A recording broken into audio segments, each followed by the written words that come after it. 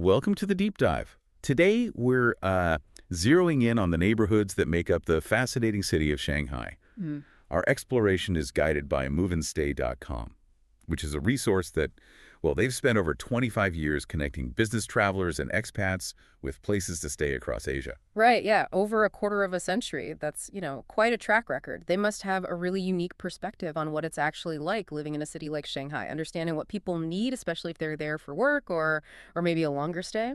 Exactly.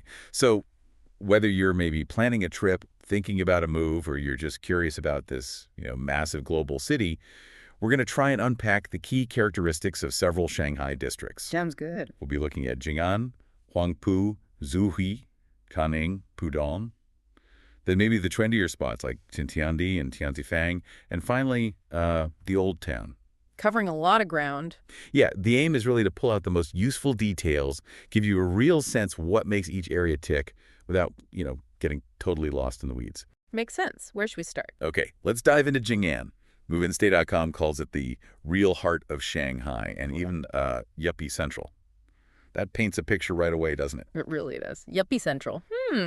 Well, Jing'an definitely has this vibrant energy. I think its location is a huge part of that. It is very central. And the layout. They mentioned wide, walkable streets and a grid. Yeah, exactly. That grid pattern makes it incredibly easy to navigate. Whether you're just visiting or actually living there, it's that accessibility, plus just so many amenities close by that probably gives it that central feeling. And it's not just modern stuff, is it? Move and Stay mentioned some really interesting cultural places, too, like Jing'an Temple for some quiet. A bit of tranquility, yeah. The Natural History Museum, Yeah. Jing'an Sculpture Park for art and fresh air, and the Muller Residence. Sounds unique.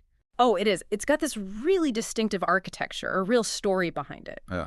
Jing'an does a good job, I think, of layering that modern feel with its history. Plus, you've got the Shanghai Exhibition Center there, too, which anchors it as a place for big events. Okay, but for a lot of people, it boils down to food and nightlife. Always important. And Jing'an seems to be a major hotspot. Tons of options, all walkable.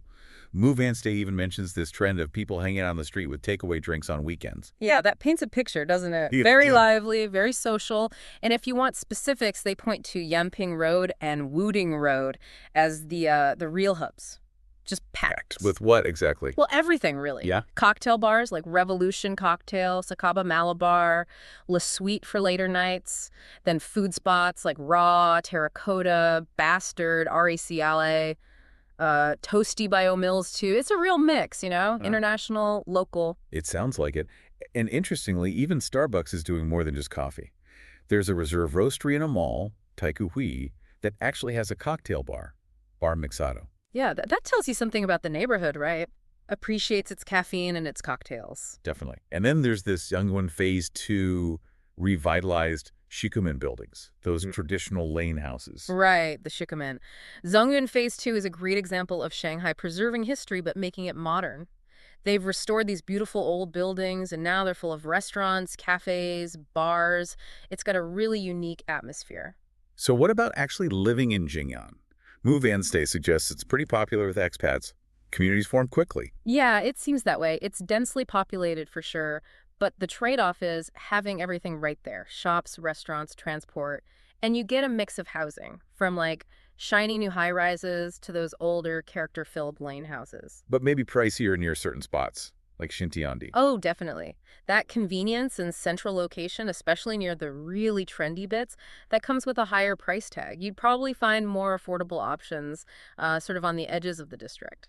Okay, so summarizing Jing'an based on Move and Stay, Mm-hmm. the key thing for you, the listener, is probably that blend. It's convenient, vibrant, great food and nightlife, and really well connected. Pretty compelling package, yeah. Right. Now, let's jump across the river, the Huangpu River, to Huangpu District. Move and Stay describes this one as where old meets new. What does that look like? Hanpu is. Yeah, that's a good description. It's where so much of Shanghai's history happened, especially its time as a major international settlement.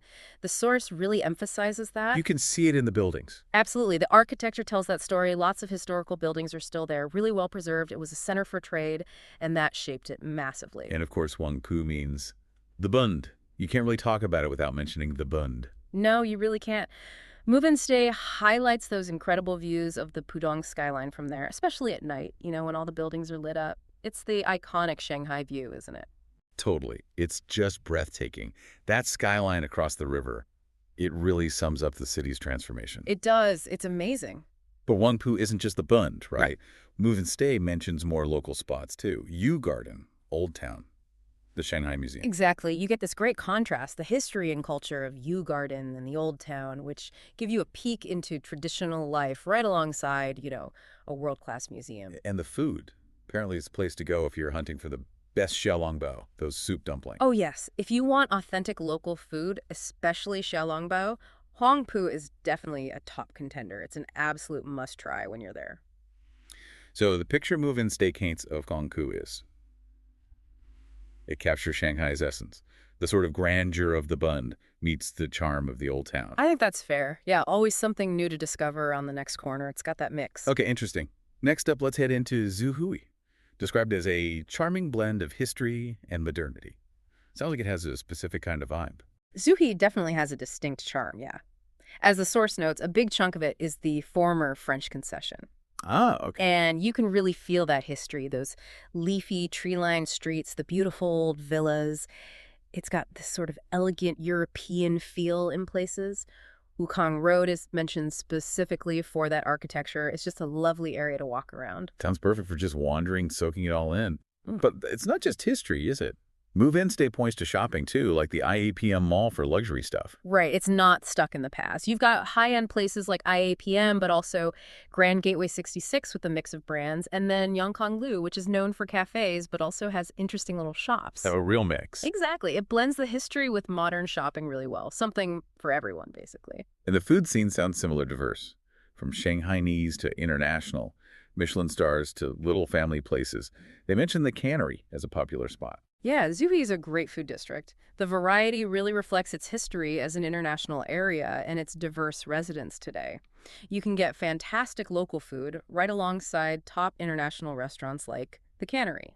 Okay, so for Zhuhai, Move On Stay suggests it's this appealing combination. History, beautiful streets, modern shops, and a really vibrant food scene. A very attractive mix for sure. Now, shifting gears a bit, let's talk about Changning. This one's described as family-friendly and relaxed. That feels quite different from Jing'an or Huangpu. Definitely a different pace in Changning. It feels more laid back, more residential. Move On Stay really nails its appeal for families. Those tree-lined streets again, lots of parks, good international schools. It balances being fairly central with having that calmer atmosphere. And green space seems key. Zongshan Park sounds big, with gardens and rides. And even though Century Park isn't technically in Changning, it's close by.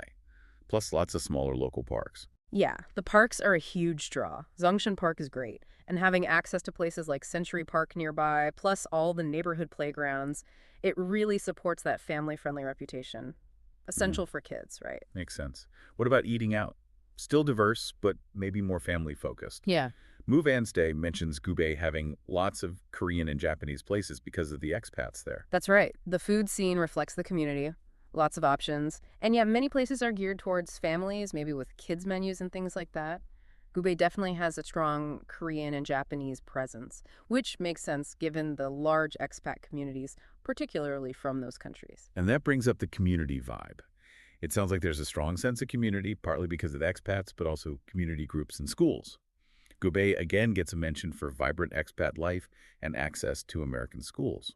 Yeah, that community feel is really important for people moving there, especially families. Having those networks activities, schools like the international American ones in the Gubei area, it just makes settling in so much easier. Helps it feel like home faster.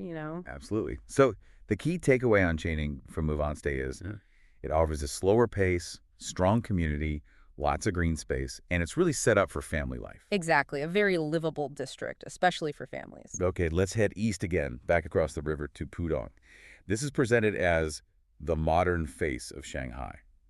What does that mean in practice? Pudong's transformation is just incredible. Move On Stay points out it was mostly farms before 1990. Hard to believe now, right? It is. Now it's the financial engine of the city. That skyline is the symbol of it all. And it's still growing, pushing inland with more open space, the main airport, the biggest park. And Lujiazui is the core, the CBD, the Wall Street of Shanghai, home to those huge towers, banks, big companies. Sounds intense. Lujiazui is definitely the epicenter. It's a global finance hub. Move and Stay's description of a work home routine that probably rings true for a lot of people working there. It's super connected, but maybe feels less, I don't know, traditionally neighborhoody than places in Puxi, the west side. But those views from Pudong are something else. The source mentions the observation decks, Shanghai Tower, World Financial Center, Jinmao, Oriental Pearl, plus the highest rooftop bar, Flair, and the Michelin-starred place, Maison Lumley's. Oh yeah, the views are spectacular. That skyline is famous for a reason. Going up one of those towers or having a drink at Flair, it's a must-do, especially at night. It's just jaw-dropping. So what about living there? It sounds like a mix. Luxury places in Lujiazui, but maybe more affordable options further out, like Jing'an, which is popular with families and expats too. Yeah, there's a range. High-end right in Lujiazuri, often convenient for finance folks. Then areas like Jingqiao inland are known for being family-friendly, good international schools, maybe a bit more space. It's all well served by malls like Taikoo Li, Kerry Mall, and the metro makes commuting relatively easy. So convenient, especially for work in finance, or for families looking for specific amenities like schools in Jingqiao, but maybe lacks some of the Puxi vibe. That's probably a fair summary based on Move and Stay. It's modern, impressive, convenient in many ways, especially for certain lifestyles, but might feel different from the older districts. It showcases Shanghai's development, definitely. Okay, now let's look at a couple of specific trendy neighborhoods, Xintiandi and Tianzifang. What makes them stand out, according to the source? Well, they're both popular spots, but quite different, actually. Move and Stay rightly flags them for unique shopping and dining. Xintiandi sounds more polished, maybe? Mhm. Upscale, car-free, those renovated Gubei buildings again, but with fancy restaurants and shops. Good for people watching. Exactly. Xintiandi is very curated. The restored architecture is beautiful. It's pedestrian friendly, lots of outdoor seating. It feels quite sophisticated, yeah? Great for a nice meal or browsing boutiques. Tianzifang, though, sounds more bohemian, eclectic, local crafts, street food, maybe a bit more chaotic. Yeah, Tianzifang has more of an artsy, perhaps slightly more gritty feel, in a good way. Narrow lanes, lots of small independent shops, art studios, little cafes.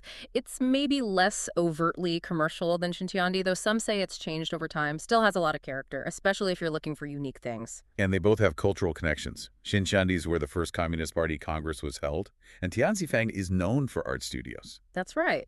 An interesting contrast, Xintiandi has that specific historical site alongside the modern leisure stuff, while Tianjifang's identity is much more tied to being a hub for local artists and galleries. And they both host events, festivals and things. Yeah, that adds to the buzz.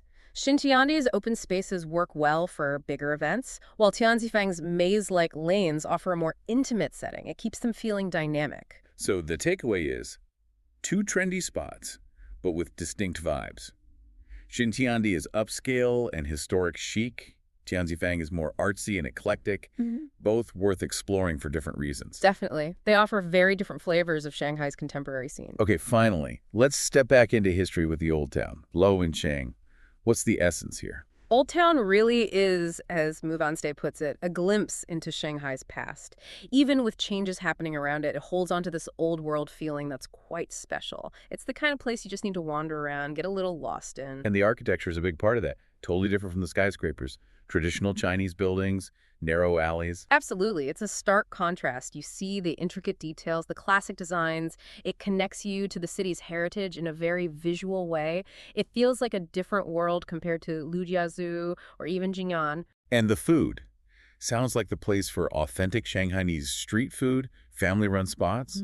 And the ultimate Yalangbao quest continues here. If you want the real deal, traditional Shanghainese food, Old Town is ground zero. It's less about international trends, more about time-tested local recipes. And yes, the Jialangbao hunt is practically a pilgrimage here. It's not just a museum piece, though, right? Move and Stay describes it as a living cultural hub. People speaking Shanghainese dialect, traditional crafts, temples like the Temple of the Town God. Exactly. That's crucial. It's not just preserved buildings. It's a living neighborhood where traditions are still part of daily life. You hear the local dialect, you see crafts being practiced. It gives you a much deeper sense of Shanghai's cultural roots. So for the listener, Old Town offers this unique window into Shanghai's history and culture. Yeah. An authentic experience away from the main bustle. Precisely. It's a really important counterpoint to the city's modernity, a reminder of where Shanghai came from. A vital piece of the puzzle. So there we have it.